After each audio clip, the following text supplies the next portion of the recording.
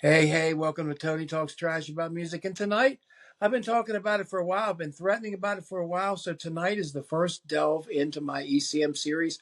I'm going to start to go album by new acquisitions. Here's what I did.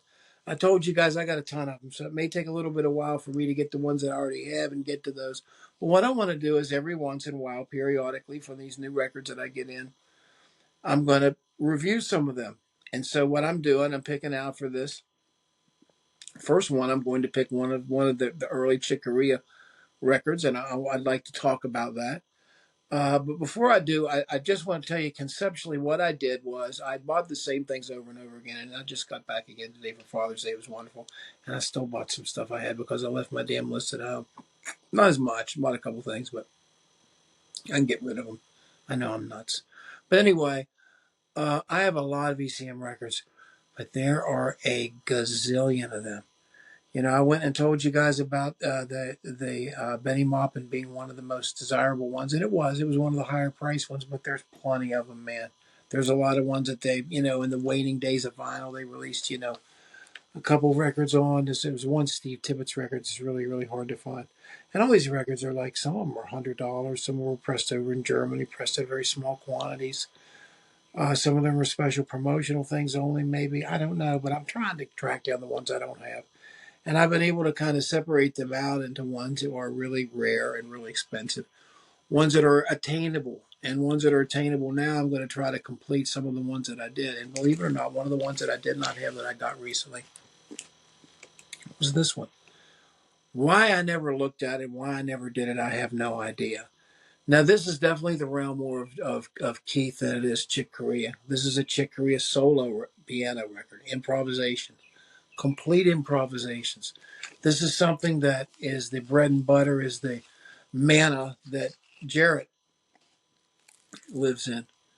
And it really requires a different kind of situation. Keith is always floated out there, and he gets so lost sometimes. You've heard the millions of tracks where he does his little singing over top of it, and some people can deal with it and some people can't. Well, you have almost that kind of a situation here with Chick Corea, because you've got a distillation of what's happening. According to this record is supposed to be 1970 ECM records, but here's the kicker. It says on the back of it, recorded on April 21 and 22, 1971 in Oslo. So, I mean, I guess it was released in 71. It couldn't be released. It could be recorded after it was released. So, but anyway, here's a statement that he makes. This music was created out of the desire to communicate and share the dream of a better life with people everywhere. Well, where was he then? In 71. He was at the end of his Miles thing. And once again, this is the beginning of when ECM began editions of contemporary music, and they were able to pay a little bit of money to have Chick Corea come over.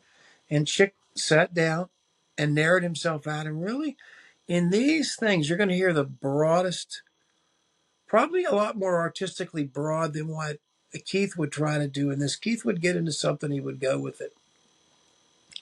Chick does that, but he does it over probably a broader spectrum here in some of these songs. So the Song of the Wind and stuff, and some of these things where he does these real fast movements are just comical. I mean, it's unbelievable.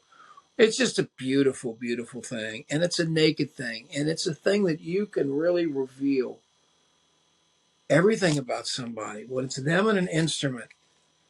And that's their thing. And this is really right the year before the creation of what? Return of Forever? I mean, this is the peak period of this guy. So I would urge anybody who hasn't heard this in a while, if you have this, pick it up. This is important to get a really clean copy of. This is a really nuanced record. Obviously, a piano solo record is going to run the gamut in dynamics from being extremely quiet to extremely loud, extremely fast to extremely slow. You've got it all here, man. This guy is a whirlwind. I mean, some of this it almost sounds like now there's a volume 2 of this, but it sounds like almost like he feels like, well, he's got to get this in because this could be it. But at the same time, there's a confidence in it and a stridentness in it, and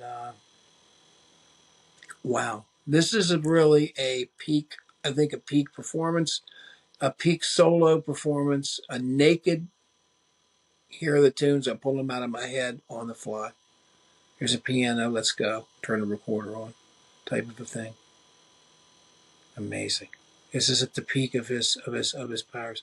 Check this out, everybody. This is ECM-1014. This is the first installment in our ECM series. Please leave, if you've heard this record, leave your thoughts below. This is certainly recommended from me. This is very high. I'm normally not a fan of a lot of naked piano stuff, especially when it drags on and it's slow developing.